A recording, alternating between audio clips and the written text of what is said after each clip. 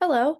In this presentation of Fear and Loathing in Las Vegas, we will be looking at the specific historical particulars, the critique made, and the form of satire used by Hunter S. Thompson throughout this book. The presentation order will go Sophia, Luke, and then Mara. To begin, the critical argument we'll be trying to prove throughout this entire presentation will be how people very hard, and they strive to achieve goals that society has set, and they reach these goals because they have a need to fill within themselves. If they do not feel this self-satisfaction, they are considered doing it wrong and not living up to the specific American dream. This goes back into the late 1960s and early 19 through the mid 1970s about how people are working really hard, long days at work, maybe not their choice of occupation, kind of just grinding through the nit and gritty because they believe this is what success looks like in the end. We'll get more into this um, specific definition of the American dream and self-satisfaction in the following slides. Okay, the American dream. This is something people aspire to reach and get for themselves because they believed this is what completed them and made them whole. Um, the elements of this is Hunter S. Thompson writes in the book, kind of contrast the reality versus a falsified of reality of what exactly the American dream is. The grinding time, being successful, saving money, all led to blowing it all at one shot. So you save up, you do all of this, and then once you get to the end, that end, finally achieving the American dream is kind of going to Las Vegas. Las Vegas symbolizes this because you're allowed to let loose and you forget all morals you have, and this is when you can just reward yourself for finally achieving this quote unquote dream. Um, Hunter Thompson writes from the novel, and I quote, "Let me explain to you, let me run it down just briefly if I can. We're looking for the American dream, and we were told it was somewhere in this area. Well, we're here looking for it, because they sent us out here all the way from San Francisco to look for it. That's why they gave us this white Cadillac. They figured we could catch up with it in that." This is from page 164. This is when the Dr. Gonzo was in the taco stand. They were talking to the waitress about how they're sent here to find this dream, and people just are kind of saying, go do this, go do that. You're going to be on your way to find the dream specifically. The second half of our critical argument, which is dealing with the self-satisfaction part, is people only believe they need to find this dream because society makes them think this is what you do. It's kind of along the same sense of you should cry at a high school graduation because other people cry, or a college graduation. They believe you should be sad because that's what people have done in years past. So this idea of needing to reach the American dream stems from other people in society from years prior saying, all right, if we do all of this, this is what is going to get us to this self-satisfaction. We'll finally complete our goal. The quote that we have chosen to portray this is, as I quote, "There was also the socio-psychic factor. Every now and then, when life gets complicated and the weasels start closing in, the only real cure is to load up on heinous chemicals and then drive like a bastard from Hollywood to Las Vegas. To relax, as it were, in the womb of the desert sun, just roll with the roof back and screw it on, grease the face with white tanning butter, and move out with the music at top volume, and at least a pint of ether." So this quote shows that that it was believed that all you have to do is take a bunch of drugs. In this book, they take things from LSD to ether to amyls, and they smoke weed. The more you do of this, and you just let loose and have no regard for anything, you have no morals, you don't care, you do whatever you want, that helps you achieve this self-satisfaction, this internal battle you have reaching towards the American dream. All right, so first off, for historical particulars, we have the drug culture. So, drug culture in the early 70s included psychoactive hard drugs.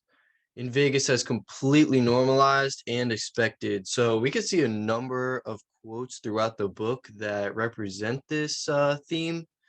So, first off, we have a quote that says, "You could turn your back on a person, but never turn your back on a drug, especially when it's waving a razor sharp hunting knife in your eye."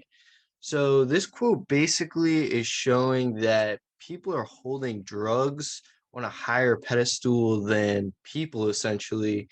And they are basically saying that drugs even have more power than people.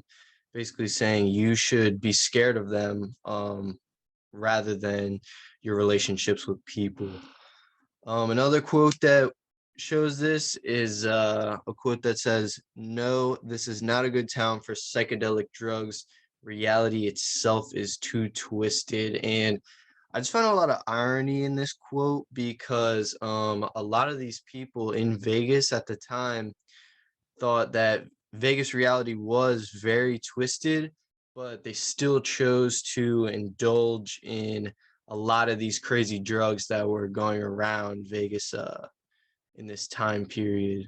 Um, and the last quote for the drug culture, um, he goes on a list of drugs that they had in the car. He says, "We had 2 bags of grass, 75 pellets of mescaline, 5 sheets of high-powered blotter acid, a salt shaker half full of cocaine," and continues to list a bunch of other types of drugs. I didn't list them all.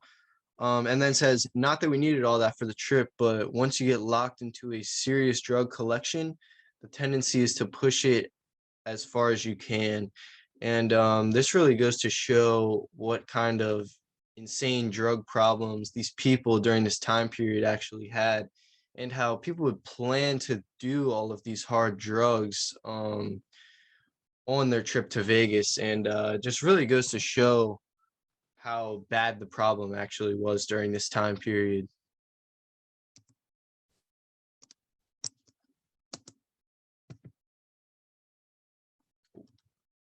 All right, so next up we have the police culture.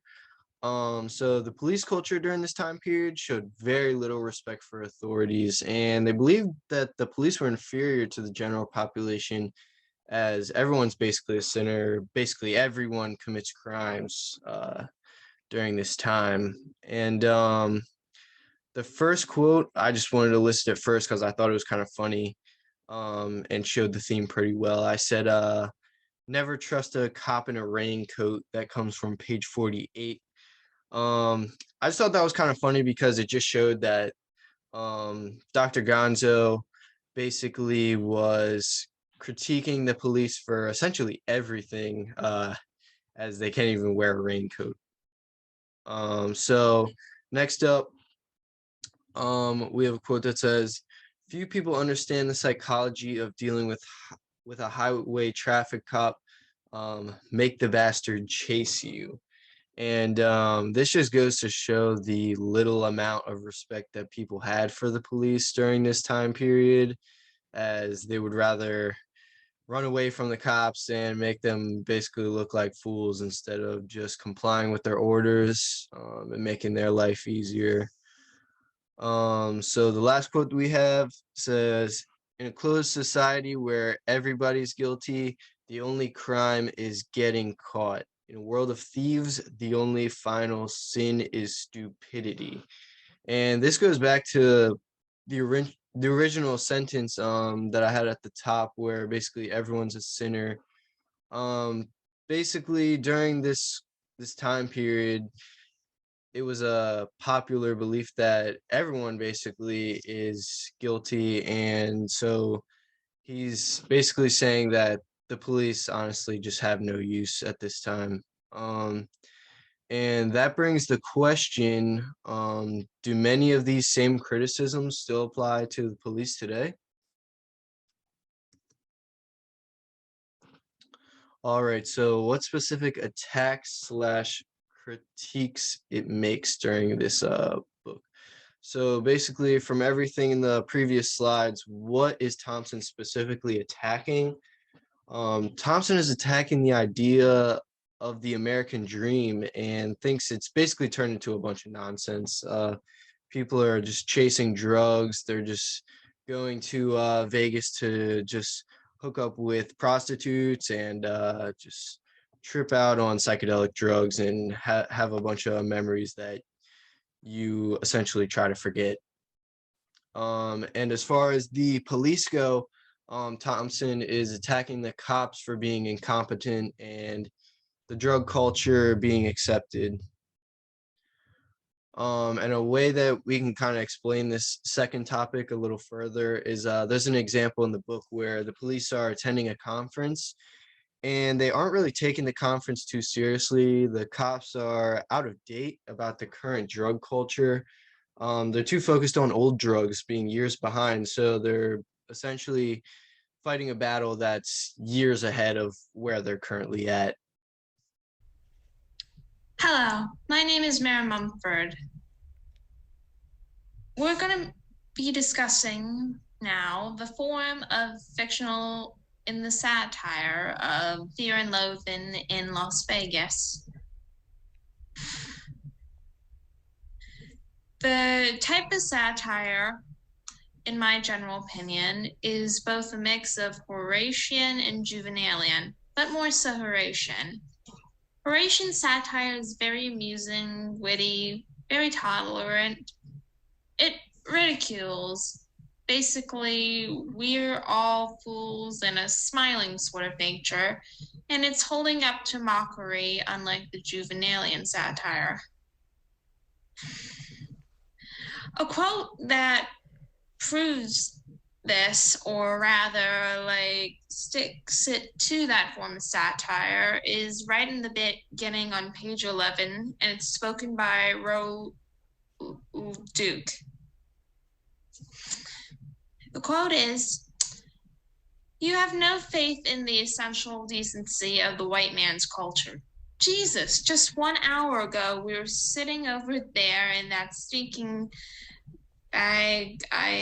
Genio, sorry, hard to pronounce, stone broke and paralyzed for the weekend, when a call comes through from some total strangers in New York telling me to go to Las Vegas and expenses be damned.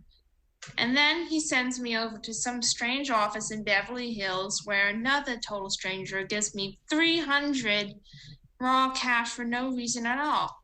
I tell you, my man, this is the American dream in action. We'd be fools not to ride up this strange torpedo all the way out to the end."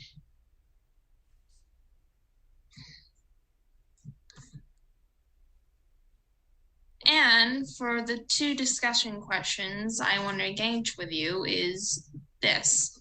Number one, what are some examples of Juvenalian satire that are shown in Fear and Loathing in Las Vegas? We already went over Horatian satire, basically what that is and where a good example. Basically, most of the book it is. But now we want to find some examples of Juvenalian satire. Which page or passage best represents this? And number two, what, in your own opinions, is the American dream? The book talks about the American dream, but what do you think it is? We hope you enjoyed our presentation about our critical argument we made for the book Fear and Loathing in Las Vegas.